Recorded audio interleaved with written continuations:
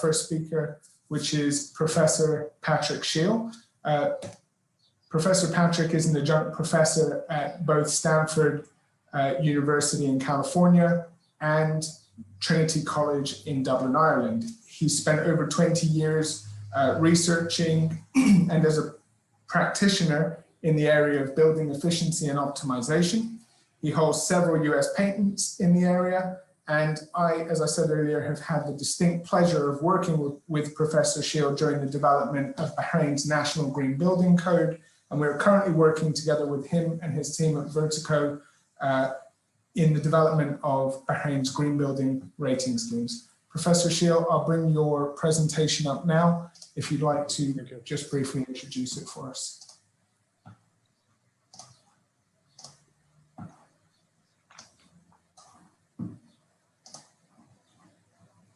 Should be able to see it there now.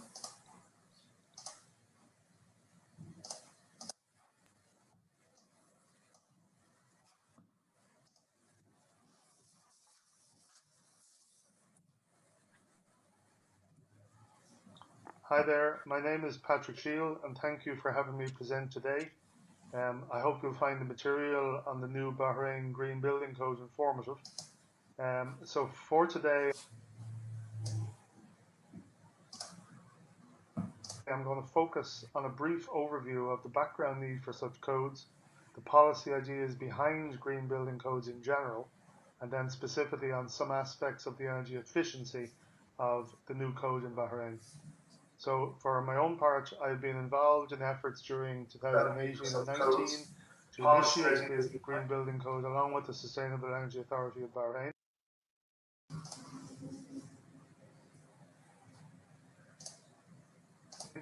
Who of course is the main sponsor of this event. So in terms of background for myself, I'm an adjunct professor in both Stanford University in California and Trinity College Dublin, where I participate in and supervise research in building energy efficiency on multiple levels, but specifically on the application of artificial intelligence and machine learning techniques. I hold multiple patents in that particular area. On the practical building level in the US and Europe, I maintain a strong interest in building sustainability and the indoor environmental and air quality from both the engineering and the policy perspectives.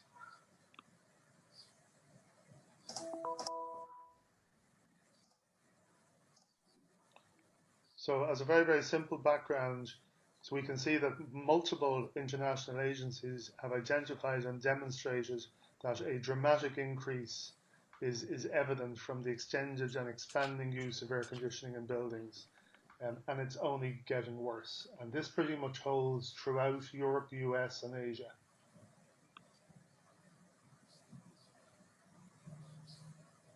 So if we delve a little further into a building's energy usage, the internal breakdown, so we can see that the usage on HVAC accounts for half of the total in general, or slightly above half. The illustration of the UK here is kind of interesting given that the climate, one would suspect that air conditioning is probably not a requirement in most of the UK. So while the main load that's indicated in these figures is in fact heat, there's still a sizable portion of that HVAC energy which is expended on AC. In Bahrain, as an example here, EWA have estimated that over 60% of the total HVAC energy is expended on air conditioning itself. Now, it's completely understandable given the kind of climate. However, one would have to ask oneself the question, is air conditioning in Bahrain really required from, let's say, November until April? Over that kind of winter period, it's a question that probably needs to be asked. The National Energy Efficiency Action Plan, or NEAP, which was published by the SEA and adopted by the Bahrain government in 2017, covers 22 separate initiatives spanning 6 major policy areas. So we can see that the widespread nature of this important development covers everything from transport to government to utilities, appliances, and of course buildings. And the Green Building Code basically forms that part of the NEAP. So for the purpose of this introduction to the Green Building Code, we can see already identified targeted opportunities for better energy efficiency in the labeling of both commercial and residential buildings, appliances, and vehicles, but also the application of new technologies such as district cooling and the data collection through smart metering programs. So all of these have been encapsulated in various ways within the Green Building Code itself. So, as a means of seeing how one might apply such policy aspirations, we started to examine the various applicable codes from similar climatic regions. Obviously, many green building codes exist across the world, the most familiar probably being the international branded ones such as LEED and BREEAM. In fact, Bahrain has several enrolled LEED buildings. But this is a sample on screen of some of these codes from the GCC region and other humid climates such as Singapore. It is clear that while many of these have been around since 2010 and before, they are also actively keeping up the pace of change with the latest versions coming out as regularly as we can see. So in terms of the Green Building Code in Bahrain, that code was originally brought forward and is based upon the Dubai Safat Green Building Codes, which came out in 2008. So in seeking to ensure that good practice learned in other GCC jurisdictions was to be included, a full comparison was carried out between 8 of the codes deemed most applicable. So given that most GCC codes were commenced about 2010, we also examined the diversity of each code along with the cost of implementation, for which there is good data now available. Also examined are the administrative and the management overhead in the implementation of those codes and the maintenance of the codes and the maintenance of buildings and following the codes. So we believe that the resulting code here in Bahrain is easier and less costly to implement than any of our neighbours. All codes have the concept of a passing grade or a minimum number of articles implemented to earn a basic level of certification. The minimum levels in other applicable codes are substantially higher than the Bahrain version, and the Bahrain version will eventually, of course, have to follow suit in some manner or other. It is arguable that the 10 articles required to achieve basic certification in Bahrain are pretty much entry level, and most of them are already covered as part of Bahrain's permit system.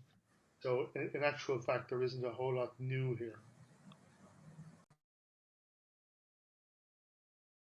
So I can almost hear you ask, why would so many countries develop their own code, as opposed to simply adopting something like a LEED or a version of LEED or BREEAM or something similar?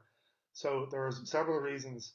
For the first one, policy change is facilitated. So in other words, you have control of your own building stock. The recognition of national assets or the lack of them, the promotion of local products and services, and finally local upskilling. These are all very, very important policy instruments that ought to be pursued.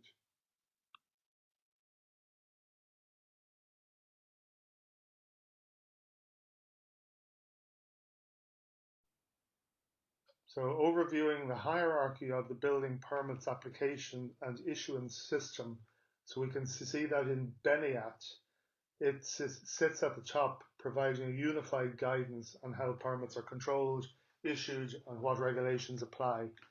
The Green Building Code itself forms part of Beniat, and the published Green Building Manual, which contains all of the articles of the code, is included under the Ministry of Works, Municipalities and Urban Planning sections. So the practice guide then is a full implementation guide for those wishing to apply the Bahrain Green Building Code to a building design and its construction. The practice guide also shows how the ratings are calculated. So in other words, how a building will score. And finally, there will be an operational practice guide, a separate one, that's showing how the building post-occupancy is assessed for operational efficiency.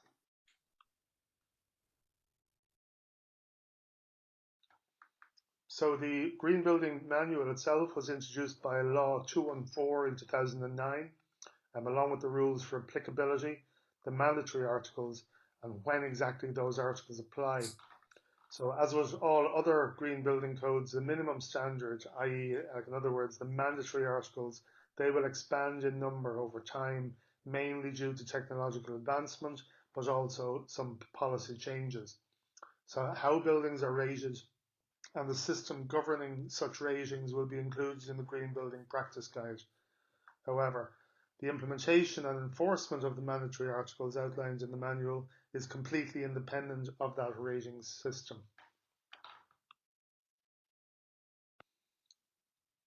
So the following list explains the buildings to which the Green Building Code applies. So we will explore the applicability of the on an article by article basis, but generally there are 5 building types considered. So with those building types, the scheduled application of the code and when it applies is shown here. So we can see that all government, public buildings and commercial buildings over 500 square meters are already included. Any buildings except private villas and Arabic houses are to be included from May and finally in November this year, at which time the code will cover all building types. So in essence, the Green Building Manual is comprised of 7 sections. So initially we have our definitions, we have an admin section explaining how the permits are issued on the basis of its applicability to the Green Building Code. And then we have 5 separate sections that cover various aspects, sustainable aspects of the building itself. The most important one for today's session, however, is probably energy effectiveness. So how efficient buildings are and the policy slight changes that are being made within the code in order to promote more energy efficiency.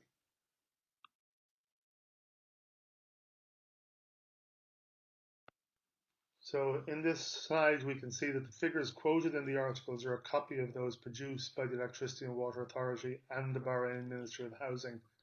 They are not particularly onerous and probably represent a near high for the GCC region. In fact, most other countries within the GCC have much more stringent U values.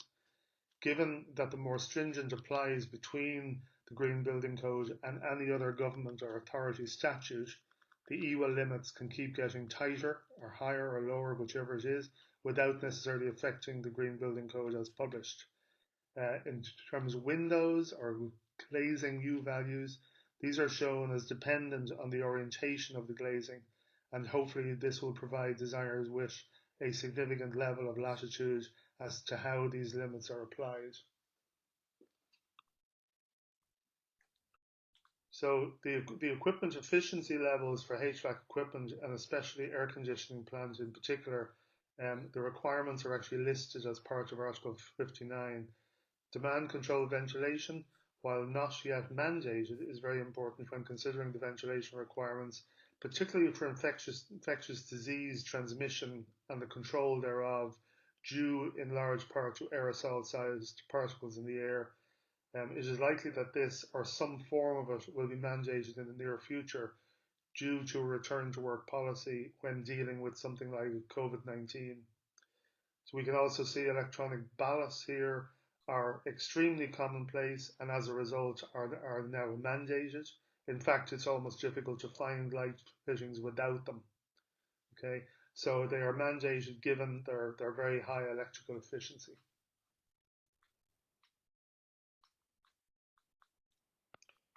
So internal pipework is often the forgotten partner of HVAC equipment, and leakage therein can obviously cause major energy losses.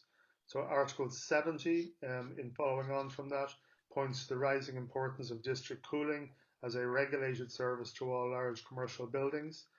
Its efficiency compared to individual air-cooled or water-cooled chillers in each building is very high. Article 72 points towards the need for regular maintenance and is probably to be included in the operational guidelines. So 3 important mandated articles are here, and they centre around the metering of energy.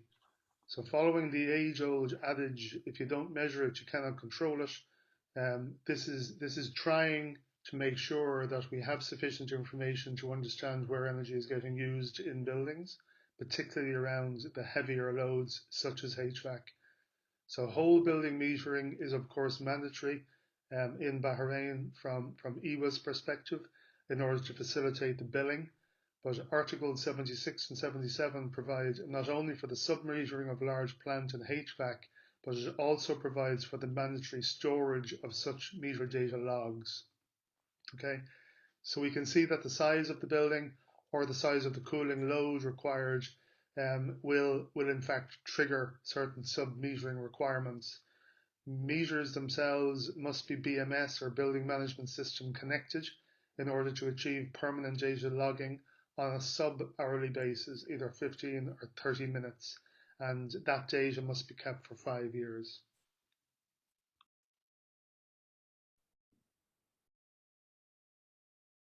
So on-site renewables come in various forms, but given the successful implementation of net metering, where the export of power is recognized and credited by EWA for later consumption, this allows for the widespread adoption of photovoltaic or PV sites in a climate that is clearly most suited to such adoption.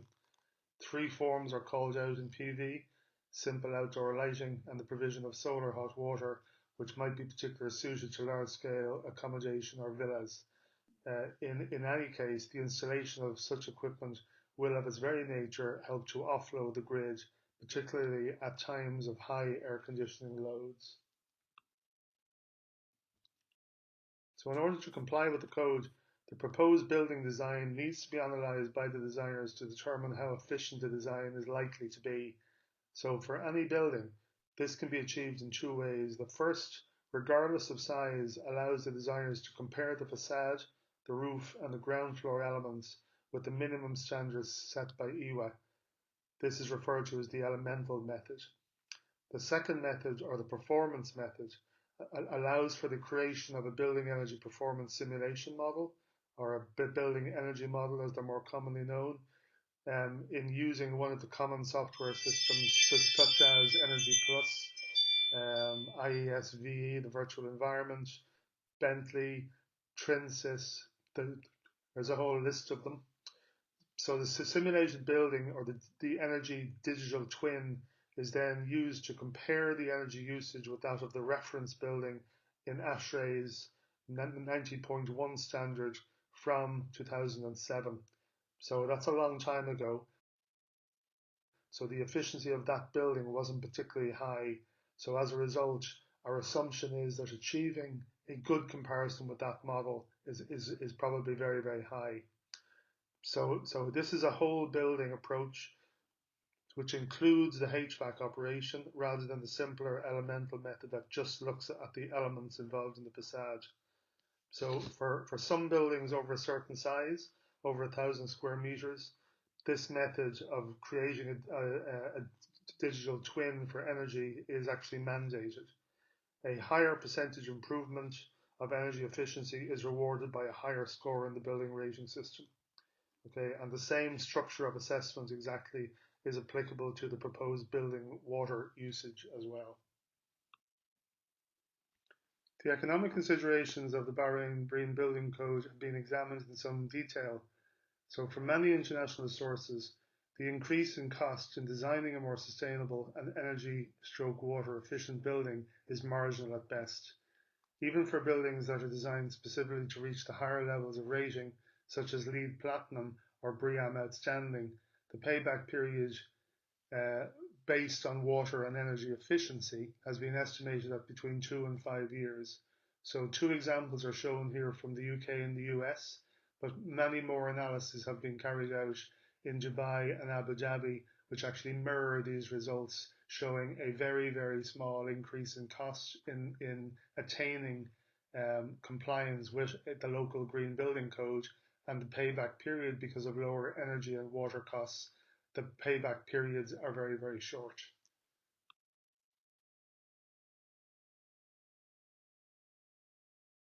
So in terms of the future of the code in Bahrain, the code itself is likely to become more stringent over time, but very much in keeping with technological advances. Governmental policy changes may also affect the code, but these changes will occur very, very slowly. And finally, the promotion of locally produced goods and services will form the backbone of these changes. International agreements, on the other hand, that Bahrain may enter into in the future may also affect the pace of change or the policy direction of this code. So thank you very much, and please come back with any questions you may have to our moderator. Thank you very much, Professor Shiel. I'd like to just apologize for any technical issues we had during that. We've been struggling with some poor network connectivity during the trial runs. I've got several questions to ask you, Professor Shiel, but I'll ask that we hold those till the Q&A session. And if any additional questions from the audience, please do remember to pop those in the chat, and we'll get those across to the panelists.